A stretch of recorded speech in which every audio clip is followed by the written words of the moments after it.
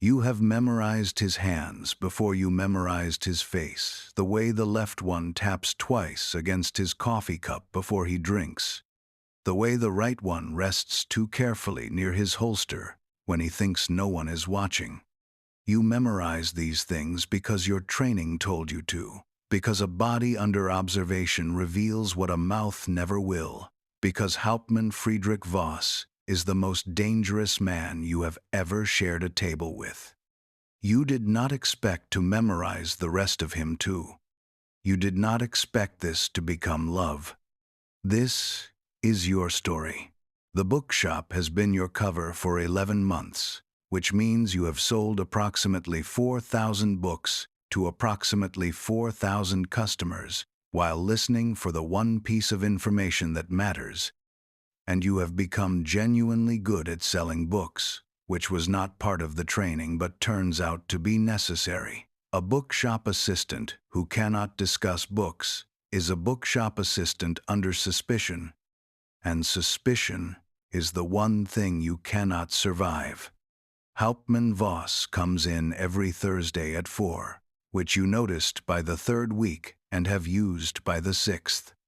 He buys poetry, mostly German poets in French translation, which tells you something about a man who left his own language behind even in his reading material. A small defection that he probably doesn't recognize as one. Today he is buying Rilke. You ring up the sale. Your hands are steady because 11 months have taught them to be steady, regardless of what is happening underneath. Your name here is Yvette Carrère. You are 26 years old. You are from Marseille originally. This is the cover story, constructed carefully enough to survive casual conversation and superficial document checks, and you have worked in this shop since the German occupation made your previous position, whatever that was supposed to have been, no longer tenable. Your real name is Eleanor Hartley. You are from Bristol. You have not been Eleanor Hartley in any meaningful sense for 14 months, which is long enough that the distinction has started to feel less like a disguise and more like a question you no longer know how to answer. Voss pays for the Rilke. He says, in French, that carries the specific formal correctness of someone who learned it as an adult, that he hopes the weather holds for the weekend. You say you hope so too. This is the entirety of the conversation, and it is also not the entirety of what is happening, because you have learned to read the things underneath conversations, the way you once learned to read the things underneath poetry. And what you are reading in Friedrich Voss today is exhaustion, a specific, bone-deep exhaustion that doesn't belong to a man who is winning a war. He leaves. You watch him through the window longer than is professionally necessary, which you note and do not examine. That night, you transmit.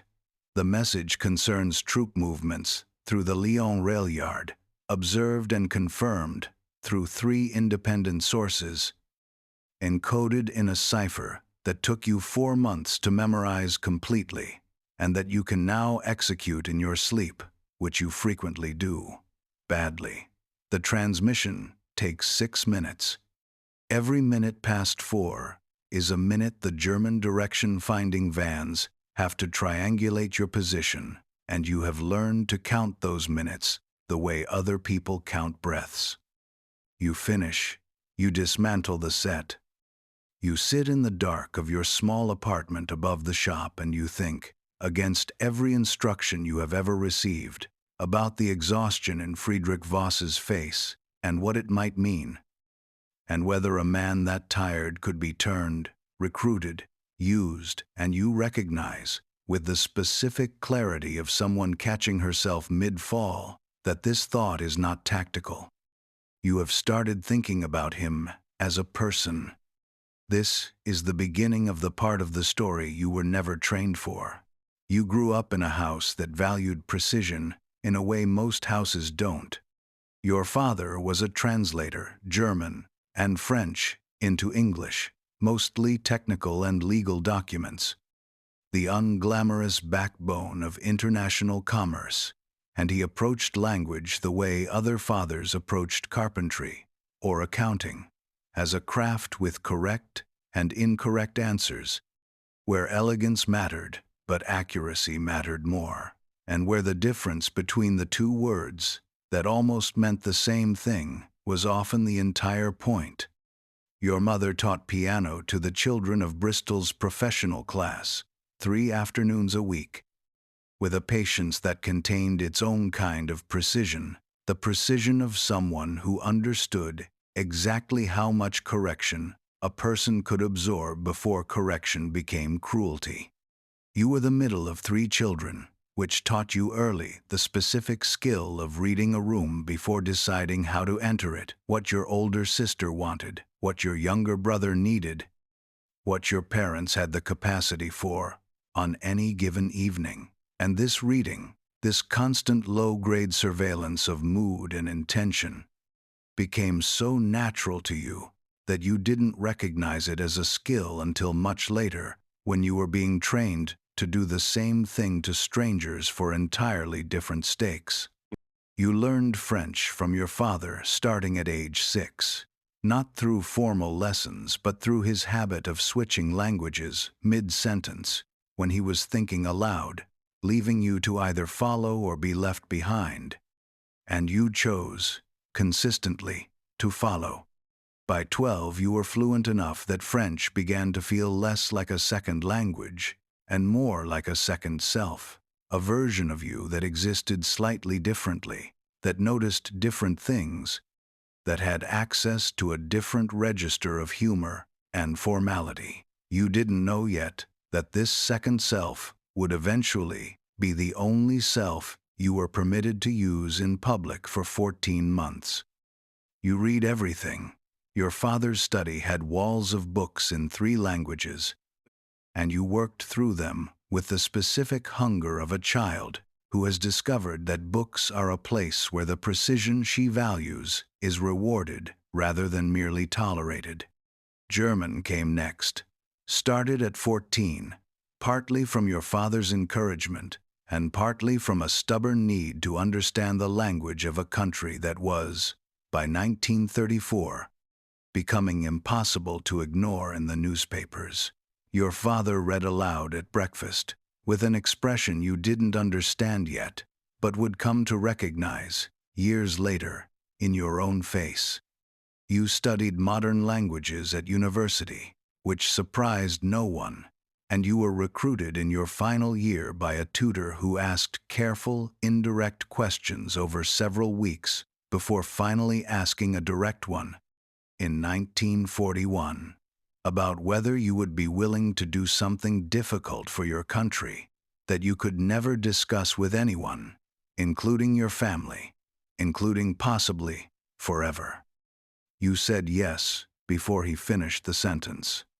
This was not bravery exactly, or not only bravery. It was also the specific pull of being asked, finally, to use the entire apparatus of yourself, the languages, the reading of rooms, the precision your father had built into you without either of you quite noticing. He was doing it for something that mattered in a way that translating shipping contracts never would. Your training took 11 months. Wireless operation, cryptography, weapons you'd never imagined holding, the specific physical and psychological preparation for a kind of fear that cannot be simulated in training, only approximated. Your instructors were honest with you about the survival statistics for agents in your category, which were not encouraging. You asked them to repeat the number. They did. You said you understood. You did not. Not really. Not in the way you would come to understand it later. But understanding it later was the kind of understanding that arrives whether or not you were braced for it. You landed in France by parachute on a moonless night in March 1943, carrying a false identity, a wireless set disguised as ordinary luggage, and the specific terror of someone who has trained for everything except the actual silence of enemy territory at night, which turned out to be its own kind of language, one your father had never taught you, one you would have to learn alone. Lyon, in the spring of 1943, was a city operating on two incompatible logics simultaneously, and survival depended on never confusing which logic applied to which moment. The visible logic was occupation, German checkpoints, curfews, the Vichy administration, performing its careful choreography of collaboration and self-preservation, the ordinary business of a French city, continuing because cities do not stop simply because they have been conquered. The invisible logic was the network, the resistance infrastructure that existed underneath the visible city like a second circulatory system, carrying information instead of blood. And your job was to become fluent in both logics at once, without ever letting one see the other. Your network controller, code-named Hector, met you on your third day in Lyon, in the back room of a tailor shop that no longer had much fabric to sell, which was itself a kind of cover, a business failing convincingly enough that no one questioned how its proprietor spent his time. Hector was 40, a former schoolteacher, with the specific, exhausted competence of someone who had been doing this since 1940 and had outlived 3 radio operators before you. He did not waste time on pleasantries. He gave you the wireless schedule, the emergency protocols, the list of safe houses that might not be safe by the time you needed them, and the single piece of advice that every controller gave every new agent, and that every new agent initially failed to fully absorb. Trust no one completely, including me, including yourself, on your worst days.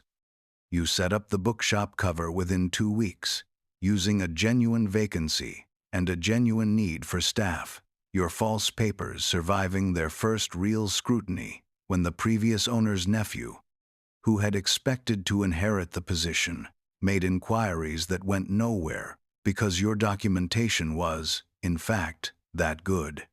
The service had built you a complete life school records, a fabricated employment history in Marseille, even a small correspondence with a fictional aunt that you maintained in case anyone checked your outgoing mail. You learned to live inside this fiction the way you'd once lived inside French as a child, switching mid-sentence, finding that the switch became more automatic the longer you practiced it. The transmissions began modestly, troop movements observed from the shop window, fragments of conversation overheard between German officers who didn't expect a French shop girl to understand their language, a mistake that several of them would eventually, fatally, stop making, though not before you'd extracted 6 months of useful intelligence from their carelessness. You developed a system for memorizing details without writing anything down, a discipline that your father's love of precision had prepared you for, without either of you knowing it would be used this way. Friedrich Voss first appeared in your observations in late June, initially as a name overheard in a conversation between 2 junior officers discussing a new Abwehr counterintelligence specialist who had been transferred from Berlin and who was, in the words of one officer, too good at this for anyone's comfort. You reported the name to Hector. Hector's expression, when he received it, was the closest you'd seen him come to alarm. Voss had a reputation, 3 resistance networks dismantled in Belgium before his transfer, a specific gift for pattern recognition that had made him valuable enough to be moved to Lyon, specifically because Lyon's network was considered, by 1943, frustratingly difficult to penetrate. This made Voss a problem to be managed, which meant he also became a problem to be observed, which meant you began the specific professional study of a man's habits, weaknesses, and vulnerabilities. the same study you would have conducted on any high-value target. You did not anticipate that observation would become its own kind of intimacy. You did not anticipate that watching someone closely enough to predict their behavior would, eventually, start to feel less like surveillance and more like attention, and that the line between those two things was thinner than any of your training had suggested. By the time Voss began frequenting your bookshop in July, ostensibly because it was near his office and convenient for his Thursday errands, you had already spent 6 weeks studying him as a threat. You did not yet know you would spend the next 8 months unable to stop. By February 1944, you had become careless in a way that had nothing to do with tradecraft and everything to do with the specific erosion that happens when a cover identity stops feeling like a cover. Friedrich had started staying past the closing of the shop on Thursdays, ostensibly to discuss poetry, which had become, over 7 months, a real conversation rather than a pretext for one. He told you things he should not have told a French shopgirl, not operational secrets, not yet, but the texture of his exhaustion, the specific weight of doing work he had begun, by 1944, to privately despise. He told you about a wife in Hamburg he had not seen in 2 years, and was no longer certain he wanted to see. A confession that arrived with the particular shame of a man admitting something to himself for the first time by saying it aloud to someone else. He told you that he had begun to suspect his own competence was a kind of curse, that being good at finding people who didn't want to be found was not a skill he could be proud of anymore, even though stopping was not, for a man in his position, a real option. You listened the way you had been trained to listen, extracting what was useful, cataloging what mattered. You also listened the way Eleanor Hartley would have listened to anyone in genuine pain, which was a different kind of listening entirely, and you had stopped, by February, being able to fully separate the two. The crisis arrived on the 11th of March, when Marcel, a wireless operator from a neighboring circuit, a man you had met exactly twice and liked both times, was arrested at a checkpoint with a transmitter disguised in a leather case that had not, in the end, disguised it well enough. Hector brought you the news in the tailor shop, with his face arranged into the particular stillness he used for the worst information, and he told you that Marcel was being held at the building on Avenue Berthelot, the building everyone in the network knew and did not discuss in detail, the building where the Abwehr's Lyon counterintelligence section conducted its interrogations. Friedrich's building. Hector did not ask you directly. He was too careful an operator to ask something so explicitly compromising, even in a room he trusted. But he described the situation, and he described what the network needed confirmation of, whether Marcel had broken, whether other names had been given, how much time remained before the damage spread beyond containment, and he let the request sit in the space between his words, where you could choose to hear it or not. You heard it. You spent 4 days in a state that you have never since been able to fully describe to anyone, including yourself in retrospect. You met Friedrich on Thursday as scheduled. You discussed Rilke. You watched his hands, the left one tapping twice against his cup, the right one resting near his holster, and you understood, with a clarity that felt almost like physical pain, that you were about to use everything you had learned about this man, including the things he had told you in confidence, including his wife in Hamburg and his exhaustion and his private despair, as instruments for extracting information that could save Marcel's life and could also, if Friedrich ever discovered what you had done, justify every violence his profession had trained him to commit.